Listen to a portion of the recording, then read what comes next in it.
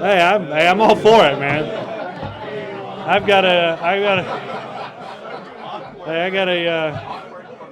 a couple margaritas getting warm right now anyway, so I'm happy to. That's actually, yeah, actually, same as you guys, right? That's just a joke, Mom. We're not doing that at work. All right. So take us away. Sorry.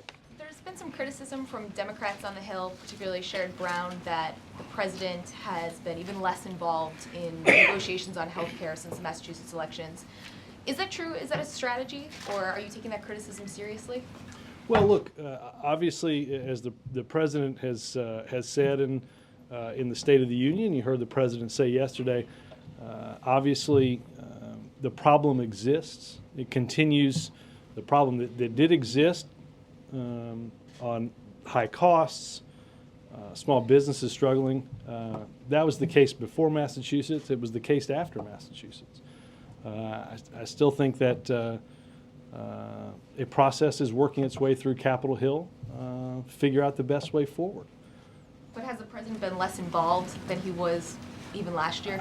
I didn't believe that the president was less involved last year, since we wouldn't have gotten to where we were if the president hadn't been involved. What might be making people like Sherrod Brown say this then? There's got to be some reason. That's a better question for him. And is there any details you can share on the meeting this afternoon with the Democratic leadership? I know the meeting was rescheduled, I think, till 3:45.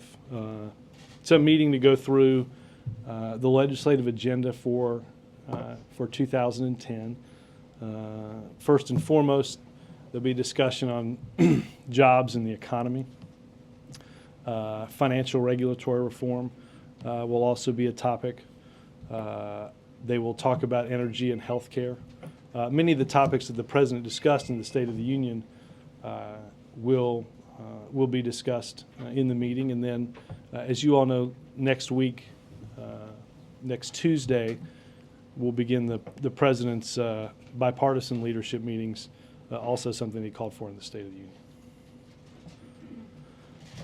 The Chinese are dismissing the president's comments on China about exchange rates and trade yesterday, and I'm wondering, is the administration concerned that by pressuring the Chinese, they're running the risk of disrupting currency markets, antagonizing a very important creditor, and thereby driving up or borrowing costs that could hurt the U.S. economy? No, Matt, because there's nothing that, I know there's been a flurry of stories about our relationship with China, whether it's issues surrounding our meeting with the Dalai Lama or issues surrounding currency or trade.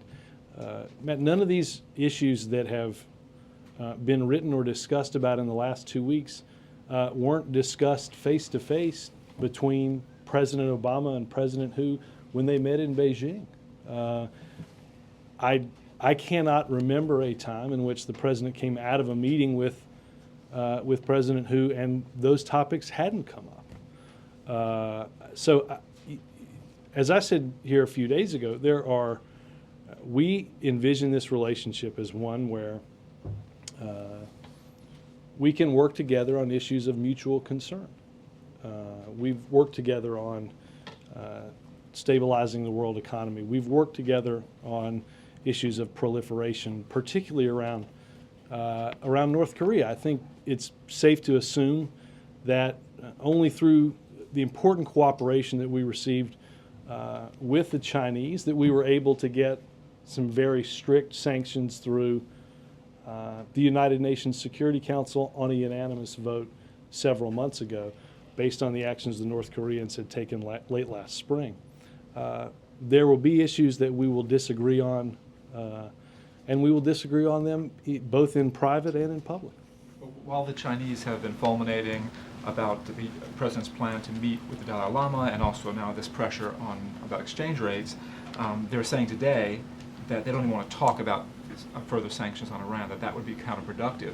Is there any concern that the Chinese are becoming obstructionist and a kind of retaliation on other unrelated issues? There are issues that are of mutual concern, and then there are issues that are of great concern to each of the individual countries.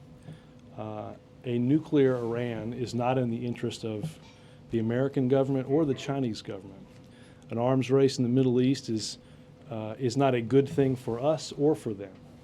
And a worldwide arms race and the destabilizing nature that that could have throughout the world is not a good thing for the American government or for the Chinese government. I think that the Chinese will continue to work with us on the important next steps that we have to take relating to Iran, because it's not just in our interest or in others' interest, it's quite clearly in their interest as well.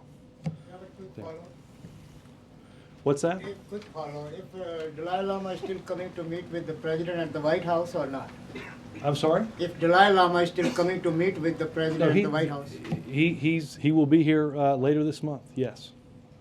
Again, and let me say again, that we told President Hu in November in Beijing. The president told him that. The president discussed each of these issues: Iranian sanctions, larger proliferation, and currency.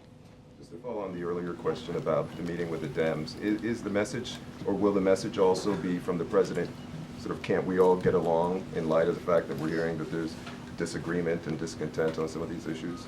Well, look, I think they will discuss a strategy moving forward to implement many of the ideas that are of concern to Democrats in the Senate and the House, that are also on the policy agenda of the President of the United States.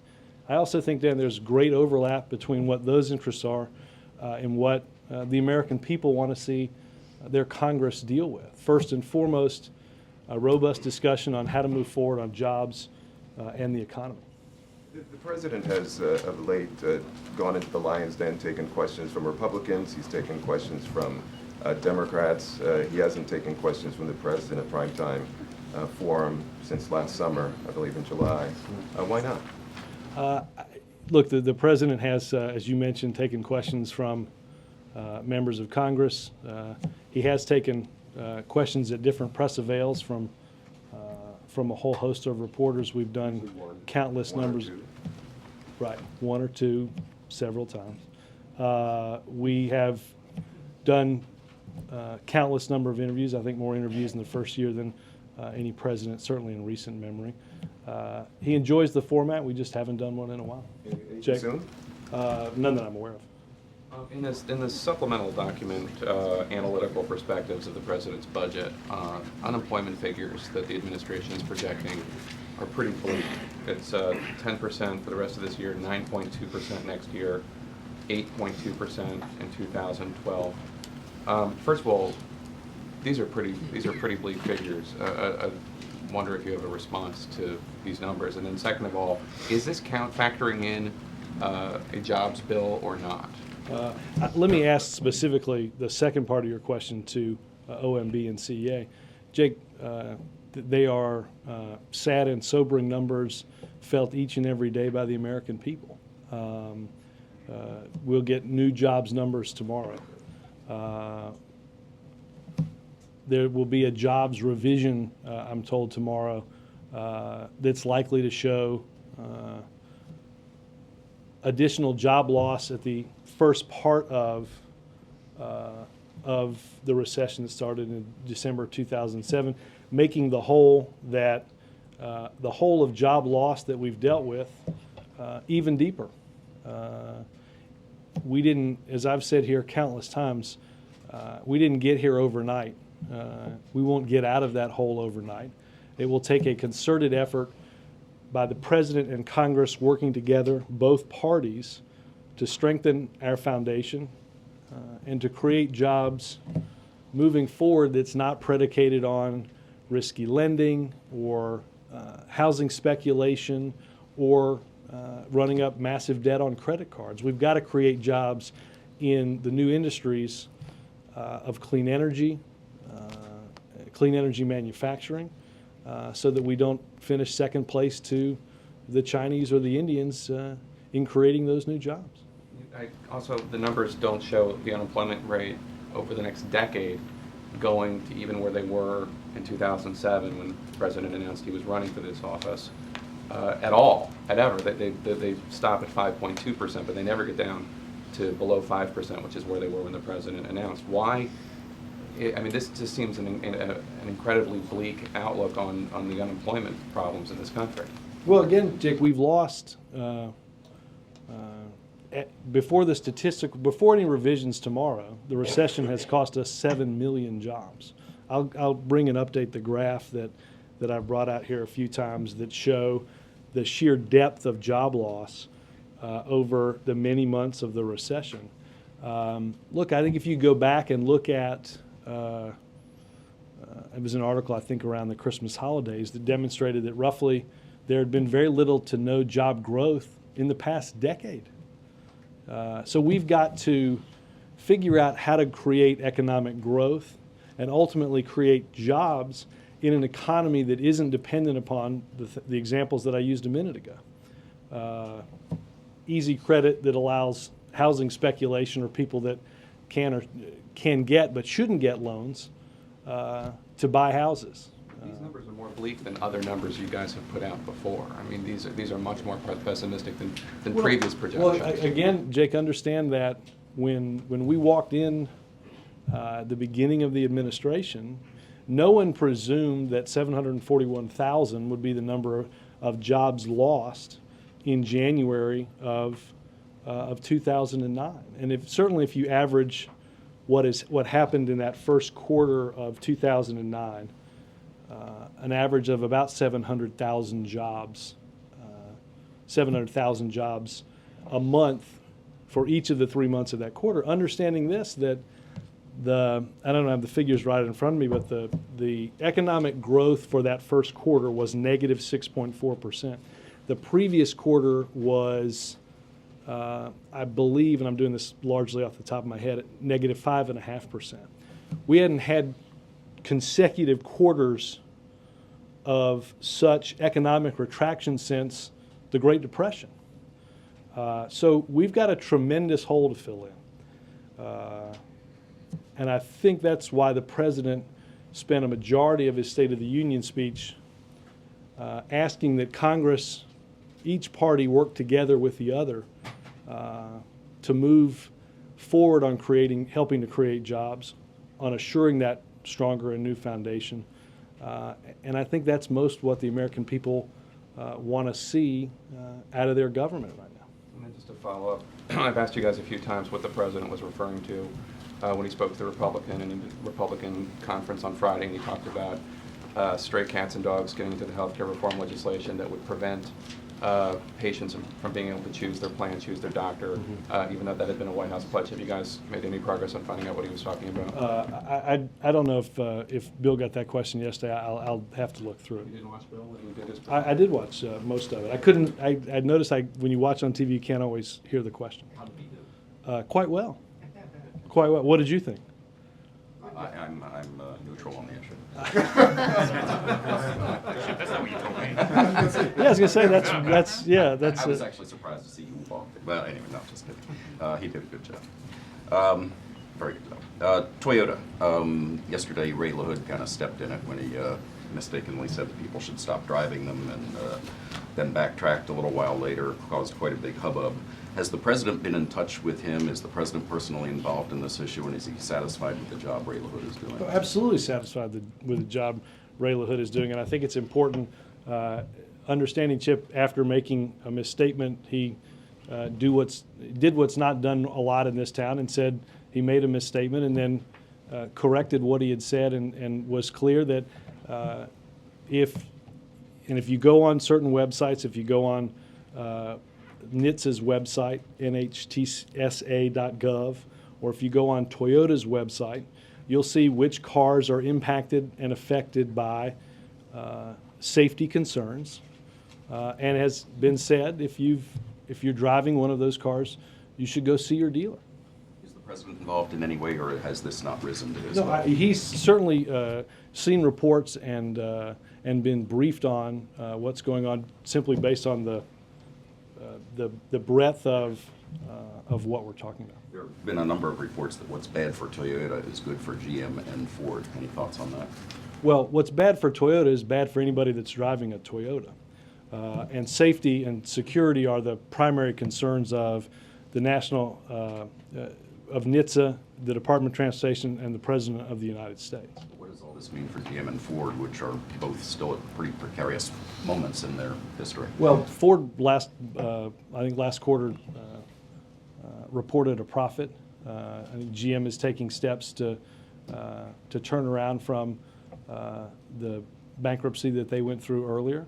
But Would you expect them to aggressively try to take advantage of this Well, weakness on Toyota's part? you Right know, now, I mean, it's a that- cutthroat world out there in the car business. that's a good question for the men and women that run both of those car On the companies. jobs bill, Harry Reid says he wants to bring it up on Monday, and he is hoping for Republican support. If they structure this in a certain way, they could almost assure themselves of getting some Republican support. Is the president going to insist on that there be Republican support? Well, I think the president could not have been clearer in the State of the Union, in speaking to both Democrats and Republicans, that we have to work together to get our economy moving again. I think there are ideas in helping small business and cutting their taxes, in increasing our investment in infrastructure. Several ideas that Republicans have supported at various points in the past and pointed to as ways to help the economy recover and hopefully over the medium to long term create jobs. So our strong hope, Chip, is that Democrats and Republicans can and will work together to move this important issue forward to get something to his desk But quickly. when he meets with them later today, he could say, no ifs, ands, or buts. I want this structured in a way that you get Republican support on this thing, or I won't sign it. Well, Chip, he told that to Democrats and Republicans over the past week, that we should work together. But Chip, this isn't just a question for the Democratic leadership or for a Democratic president. We also have to have, as I think you heard the president outline when he spoke with Republicans last Friday in Baltimore, and I think this is true going back to your question. I doubt that everybody has liked every word of every piece of legislation that the president has watched go through Congress and sign.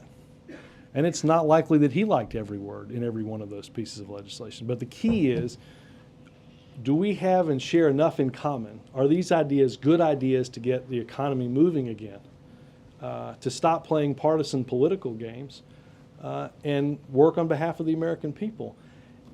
Given what the president outlined in cutting taxes for small businesses, increasing investment in infrastructure, both things that Republicans have talked about, I have no doubt that there will be plenty in any package that can and should garner support from the Democratic side as well as the Republican side. Chuck. Business leaders today, given the president advice on what it should be on job creation, did he take any? I have not gotten a readout from, I think the lunch started at noon. You all should have gotten lists of who was there, and I'll try to glean some from the president at the conclusion of the lunch. All right, back to healthcare and your answer on Sherrod Brown. He's not alone. I mean, there's a lot of Democrats on Capitol Hill who regularly say, the perception is the president hasn't pushed hard enough on this bill publicly, whatever it is, leaned his shoulder in more. If that's not true, why is that perception there? These are not. I would just These say, are not bomb Chuck, throwers. Sherrod Brown's not a bomb thrower. I would just say, Chuck, we've gone over the question of the president's involvement in healthcare for 6 months. I think, as the president said last Friday, it's pretty clear he's not doing this for sheer political gain. I doubt that we could be continuing to do this if it weren't a key priority of his. But it seems to be that where the message is getting lost there. Apparently, he uses the word hope to get this done, that there isn't this idea that he's there, pulling an LBJ or something like that. Well, I think there's either. Not asking him to lift Bo by the ears. I was going to say there were many colorful answers that went through my head with. But that's Look, what these guys are talking about.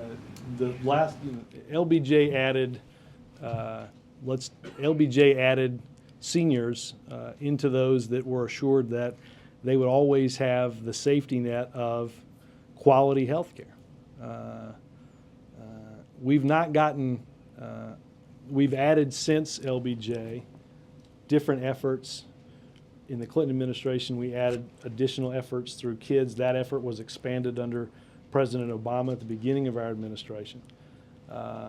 We've gotten farther than 7 presidents who've worked on this issue intently. We're close. The president remains very involved and engaged in this. And it's our strong hope to continue to get this done. One last question. Mm-hmm. At 5 o'clock today, you have 59 Democratic senators rather than 60. Mm-hmm. Does that change your legislative agenda? Well, I think it changes everybody's calculus as to taking responsibility for governing this country. So it changes yours, changes the Republicans, I think the president acknowledged as much during the State of the Union. It's no longer can one party alone,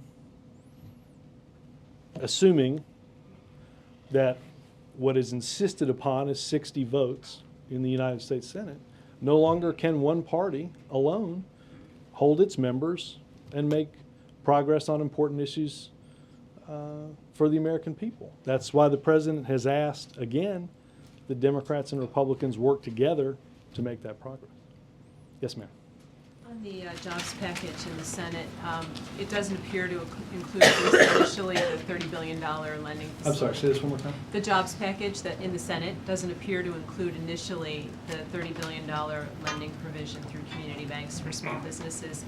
How hard will the White House press on this? It's obviously the most controversial piece in the package as announced so far. Oh, I don't think loaning money through community banks to small business is controversial. I think there are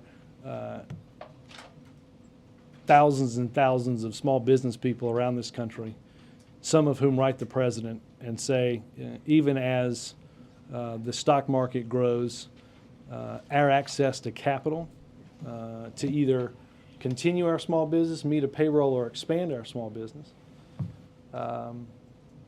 is still hard to come by.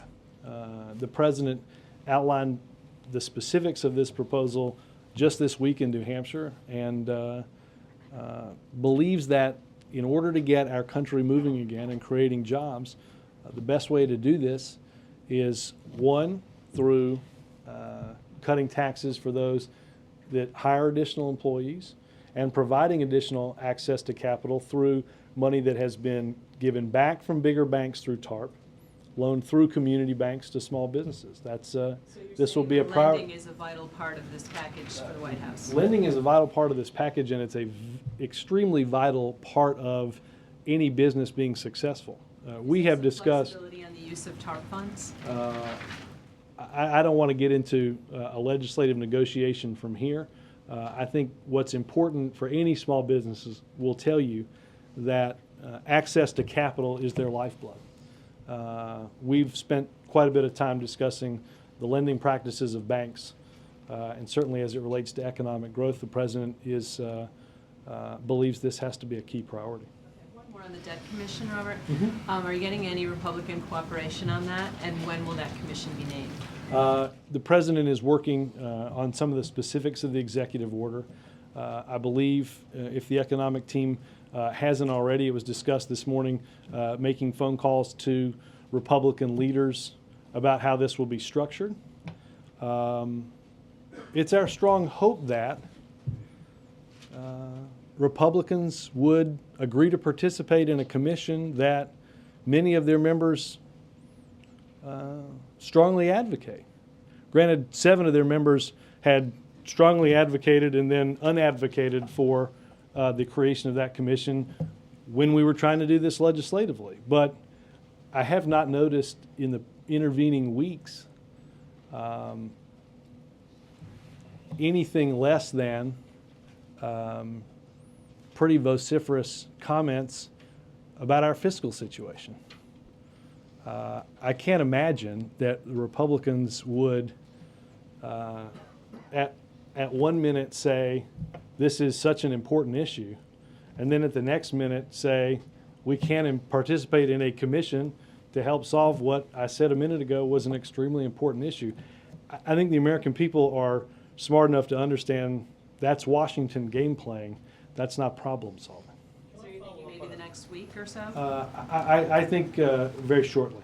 Can I follow up Sure. on just a related issue? Something the President said to Republicans last week. He repeated it when he spoke with Democratic senators, and he also repeated it when he spoke at the town halls in Florida and New Hampshire. He said that there were some members of either the House or the Senate, Republican members, that voted against the Economic Recovery Act and then attended some ribbon-cutting ceremonies. Were there a lot of members? Do you know which members Yeah. the President was referring to? I don't have the stuff with me, but I'll circulate it to everybody as soon as I get out of here. Great, Sure. thank Absolutely. On those same lines, Robert, did you look at the Republican comments, statements, news releases that have been made subsequent to the Friday meeting with the House GOP members? Do you see more of, well, to use the President's formulation, more of a hand of cooperation from them or a fist?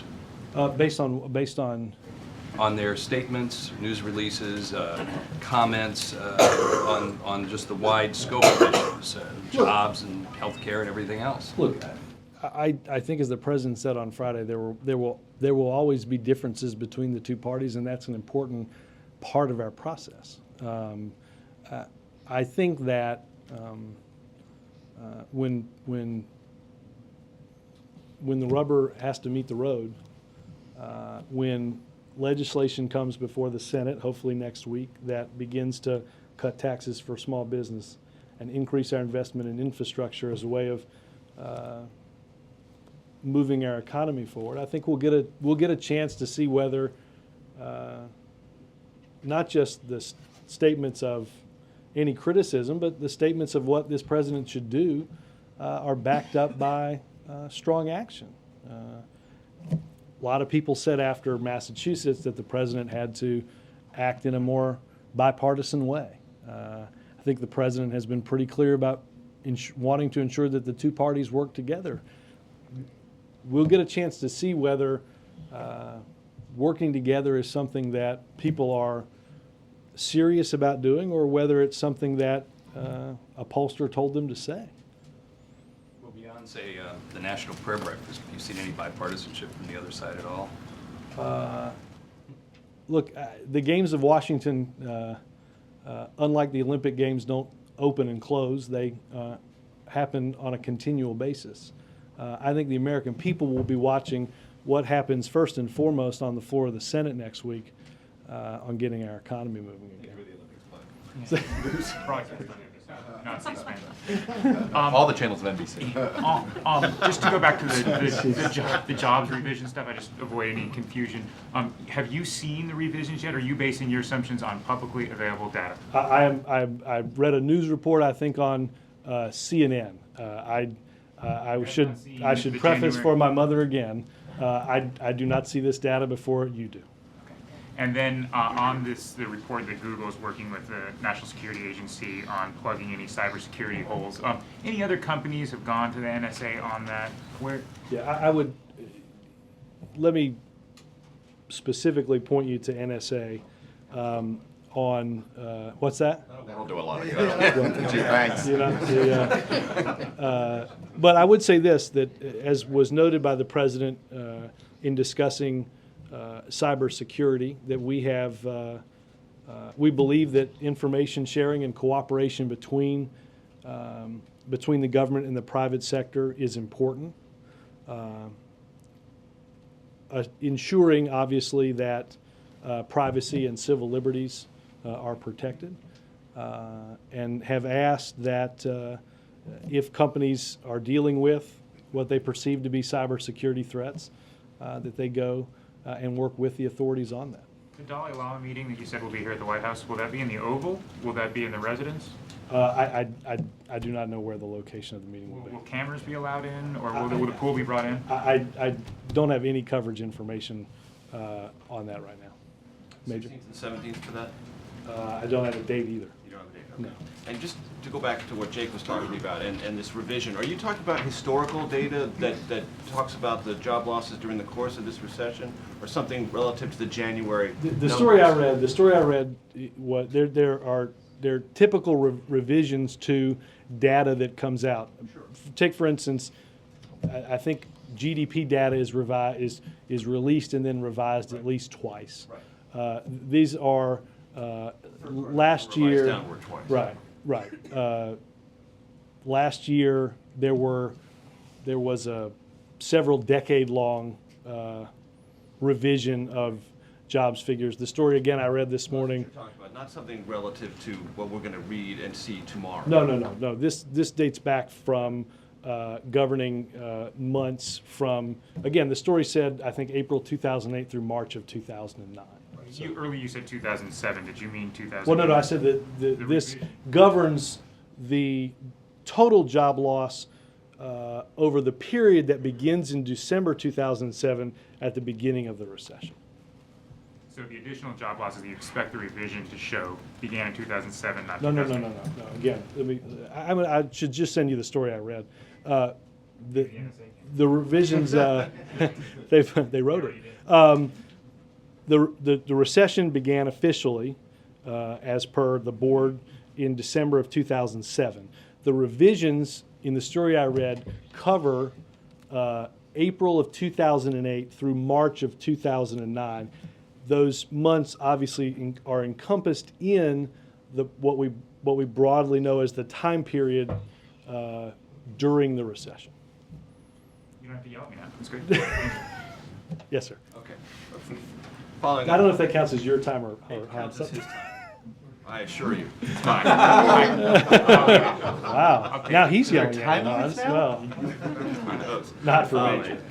The president On air. often talks, and you did a moment ago talking to Jake, about the boom and bust cycles. Is one of the downsides, and one of the things the American public needs to appreciate looking at these unemployment numbers that you projected out, is that it's a slower climb out when you have a scenario that the president wants to have, if he achieves it, of a non-boom type recovery. Is that something well- the American people need to either prepare themselves for or be ready to expect that Well, Major, I think this unemployment process is going to be a very slow Major, heal? I think many people that are dealing with the unemployment process have been dealing with it for quite some time. Long-term unemployment is at one of its highest points ever. That's the question. Right. When is the turn? And are you Right. one of the things you're trying to say is the turn is going to be slow? Well, what I'm saying is that this will take time, but most importantly, and what the president has talked about, not just throughout the campaign, and not just throughout his first year in office, is we have to create a new foundation for job creation for the future. That if what we do is go back to boom and bust economies, Right, I understand. where we're, well, What hold I'm on, asking let is me, what- can I reclaim with some of that? my time? Well- The boom and bust economies, what you're going to end up with is, again, going back to what I talked about as what happened in the last decade. You had times of job growth, you had times of job loss, but over the course of the decade, you were basically flat. If we're going to continue to make progress economically, we have to put ourselves on a far different path. Right, but as the numbers indicate, when it was flat, the unemployment rate was lower when the president decided to run for this office than he's projecting it will be at the end of the actuarial tables of his newest budget. Yes. And many Americans would say it may have been flat, but at least it was a lot lower. And what I'm getting at is, in this process of averting a boom and bust economy, do Major, you have a what we've- slower turn? Major, what we've gone through is an economic downturn that we haven't seen since the Great Depression of the late 1920s and the 1930s. Look, And I'm the not American, criticizing, no, I'm just I'm asking saying, you, the American people understand, many of them have been out of work for a long, long time. They understand that far before any board declared the beginning of a recession, that they were working longer, they were working harder, they were increasing their productivity, yet at the same time their wages either were on that flat line or going down. They understood that their costs got more expensive. The cost of energy got more expensive. The cost of healthcare got more expensive. The cost of college got more expensive. So look, that was even before the official recession began, and certainly before a series of excessive risk-taking by a few nearly dragged the economy back to a period of a Great Depression. Right, and all I'm asking is, do the American people need to appreciate, as they look at the economic future, as charted by this administration, that it's going to be slower for unemployment to come down? Major, I think I They started by prepare saying I themselves. think the American people understand that because they've been dealing with this far longer than than this administration occupying this White House. On trade, the president's talked about it more aggressively lately. Gary Locke's giving a speech right now at the National Press Club. In that speech, I didn't find any specific reference to a time for approving the pending South Korean, Colombian, or Panama trade agreements. For those nations who are now perhaps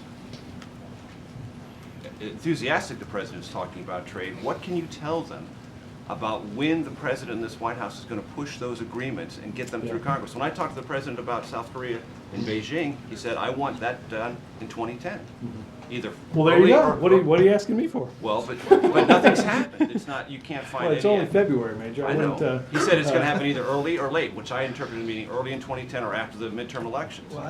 So for those three deals, Let me which say, many- it would not be good for my job security to go out right now and contradict the three answers you've just given me on behalf of your question that the president gave you in November.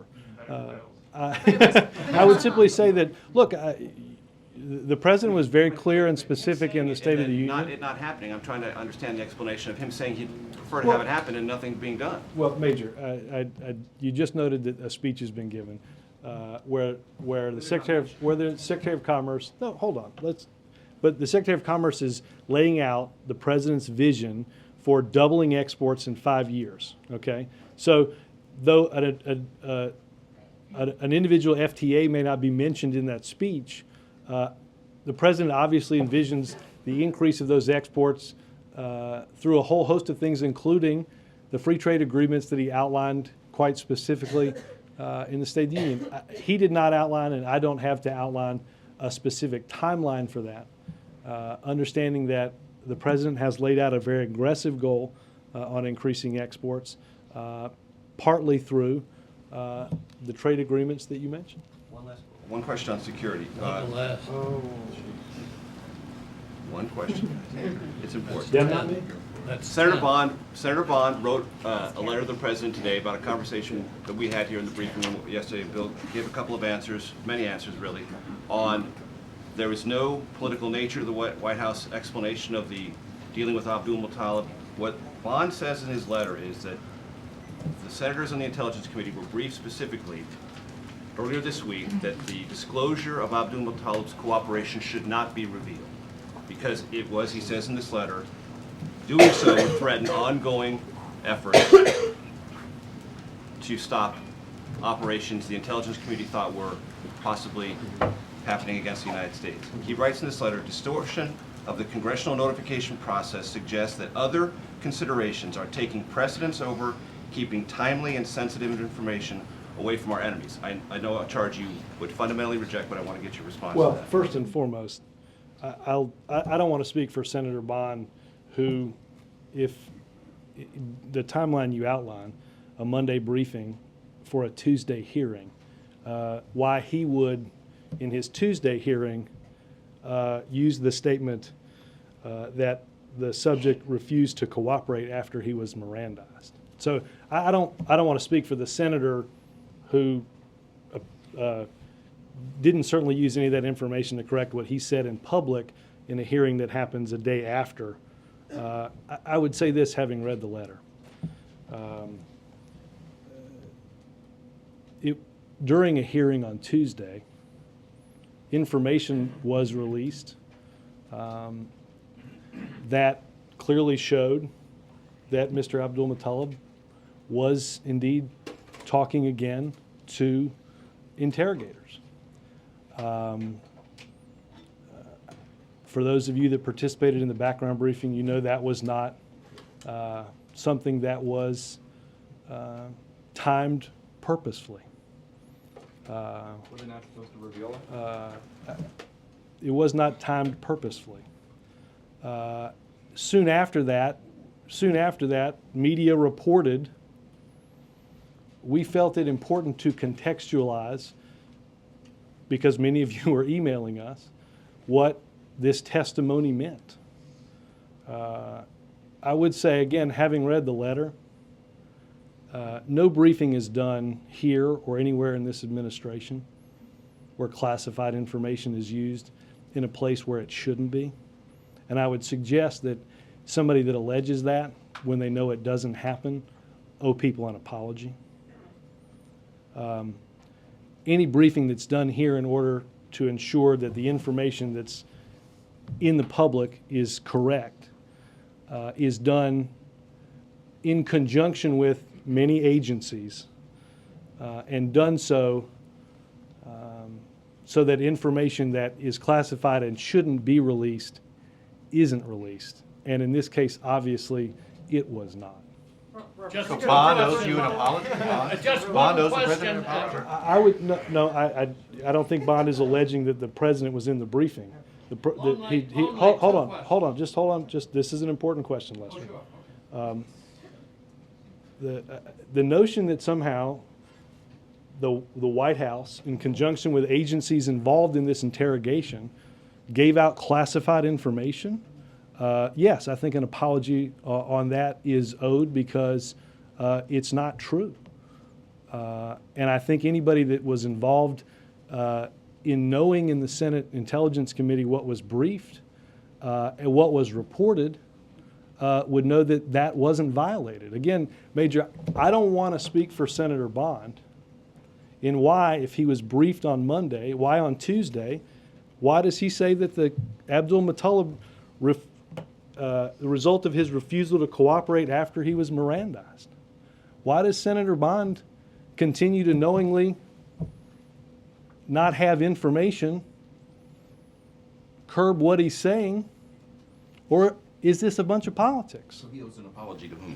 I think he owes an apology to the professionals in the law enforcement community and those that work in this building, not for Democrats and Republicans, but who work each and every day to keep the American people safe and would never, ever, ever knowingly release or unknowingly release classified information that could endanger an operation or an interrogation. Again, I think that the reason that charge is made is only to play politics. I actually don't believe that he thinks that's a serious allegation. I think that is, I think if you look at the letter, it's clearly, this is about politics. Michael. What message does the president plan to deliver tonight at the two DNC fundraisers? I think he'll continue to talk about some of what he's talking to the leaders today, some of what he's talked to Democrats and Republicans about, the need to continue to push forward on an agenda to get our economy moving again, to make our country safer. He will also take some questions at one of these events from folks from Organizing for America. Does he suggest the best way forward on his agenda, or just talk about the need for it? The best way forward is to get it through the House and the Senate. Jeff. Do you know if the president has submitted a statement on behalf of his aunt, who's in a deportation hearing for the second time today in a Boston courtroom? The president learned of this information, as you probably know, on the campaign trail, I think in early November of 2008 when it came out. We said then, and we would continue to say, that everybody in this country should and must follow the law. We have not been involved at all in that hearing, and we'll let the law play out as it should. And I would refer you to ICE for any other comments on what happens with the hearing. Question though, he did not submit a statement to. No, he has not. Since this information came to light, again, I believe, I don't have the exact date, early November of 2008, he has not spoken with her at all. Did he help at all with her legal representation, or did anyone in his family help with? He did not. He has not. The family has not. This is an issue. This is a legal issue, and the president strongly believes that the law must be followed by everyone. Real quick one. Robert, are we going to hear from the president tomorrow about jobs? Yes, I think I was supposed to announce that we are, around noon tomorrow, we'll travel to a small business in Maryland to talk about some of the issues that we've talked about relating to small business, tax cuts, increased lending, getting our economy moving again, and he'll make remarks there. Robert, a question on jobs. I'm sorry, can I I get there, don't worry. Don't worry. I want to I'm going to go twice as long as Bill. and I want to come back to the Abdul Muttalib. I want to come back to the Abdul Muttalib issue. Sure. You spoke of the inadvertent release of the fact that the suspect was now cooperating. Is the president upset that that happened? I don't want to characterize information. Any words with the people who were responsible for it having been Not disclosed? not that I'm aware of, but I can check. Ann? Dalai Lama is not a leader of a foreign power. What is the nature of his invitation here? Is he invited in as a personal guest? I can check with NSC. I don't. The president meets with folks in the White House all the time that aren't foreign leaders. Whether it's an Oval Office visit or whether he stops by. Yeah, I honestly don't have any information on where the meeting will take place. Mara. I have a question about OFA. One of the striking features of all of the off-year elections we've had so far is the absence of the what you might call Obama voters or emergent voters, all those people that he brought in to the electorate in 2008 and that OFA was going to try to keep energized and active. I'm wondering what his message is going to be to them tonight. Look, I think he will talk about what we have at stake, the important progress that we have made in the first year, and the steps that we must continue to take on a whole host of issues that he campaigned on for more than 2 years. In terms of specifics for OFA, I'd point you over to the DNC. Lester, let's take a crack. Thank you so much. In his commendable concern for the unemployed, the president would be gratified if Katie Couric would share 14.5 of her widely reported $15 million salary to rescue those hundreds of CBS employees laid off, so she would still have an income similar to the president's, wouldn't he? Chip, Chip has, no. Look, Lester, Lester, I'm happy to answer questions on policies that the government. This is unemployment. Lester, I don't think it's appropriate for me to get into the compensation of a network any more than it is for me to get into your compensation. Tom, go ahead. In this time of such financial problems, why does the president believe that all taxpayers should have to pay $420 million a year or more than $8 million a week to subsidize public broadcasting, whether or not they watch or listen? Public broadcasting provides a great service to people who, in times of economic downturn, don't listen to the radio or can't buy cable TV in an order. To the radio. I know you think that, Tommy. Yeah, go ahead. Oh, yeah, thanks. Just a clarification from the Muttalib issue. Did the president know in advance that Abu Muttalib would be Mirandized? I'm sorry? The president know in advance that Abu Muttalib I go back and would look be at the timeline. Those decisions were made, as you know, by the Attorney General, by the FBI, and done so in conjunction and in accordance with agencies throughout the government. Right. I understand he was notified before the indictment, before the Mirandizing on Christmas Day was. The answer that I have is I don't have the timeline with me. April? Robert, on an issue that's been since... Don't worry, we're far afield on issues today, so fire away, my friend. On an issue from way back in the Clinton administration, the black farmers, President Obama put in for a settlement of $1.2 billion. We understand today that the White House has been informed that a settlement is very close for the black farmers, and the Justice Department is working it out. Does this end the whole dispute after all these years if this is approved? April, let me get information on where the settlement is before I talk on it. But wait, I want to ask one thing, though. When the president did propose this for the 2010 budget, how important is this for this president to rectify this situation? Well, look, obviously, clearly, April, it's something that is important to him. It's been an issue that, as you mentioned, has been worked on by the federal government now in several different administrations and dating back many years. Obviously, ensuring that justice is done is important in this situation. Bill? Robert, following the loss of 3 American soldiers in Pakistan, can you tell us how many American troops are on the ground in Pakistan and what their mission is? Well, obviously there were those that were had been invited by the Pakistanis that, along with school children, were cowardly killed by terrorists in Pakistan. Thanks, Robert. The extent of the number of troops, and I guess if you add the increased drone flights and the American troops on the ground, is there a third war? Are we at war in Pakistan? If not, what do you call it?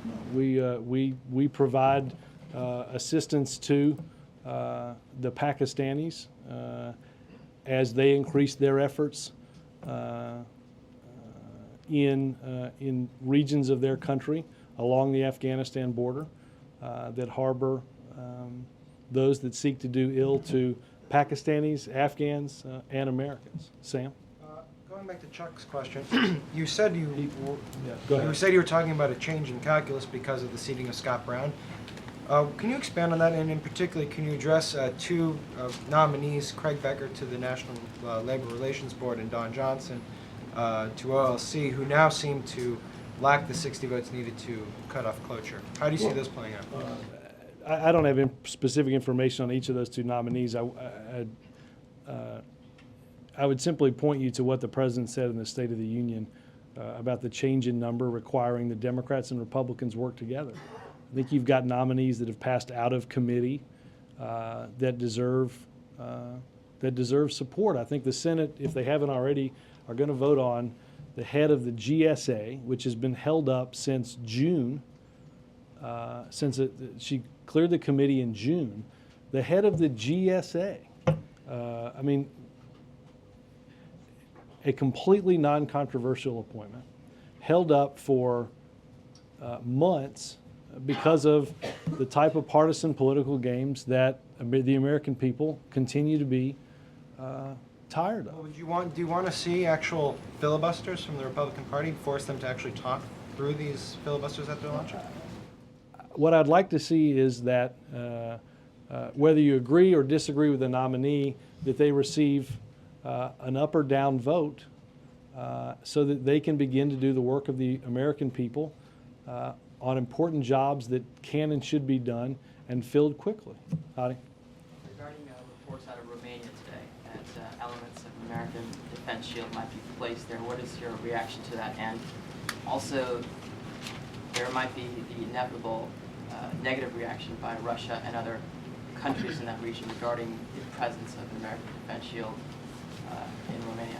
The President outlined in September a new approach on missile defense that provided greater coverage to threats for Europe and for this country.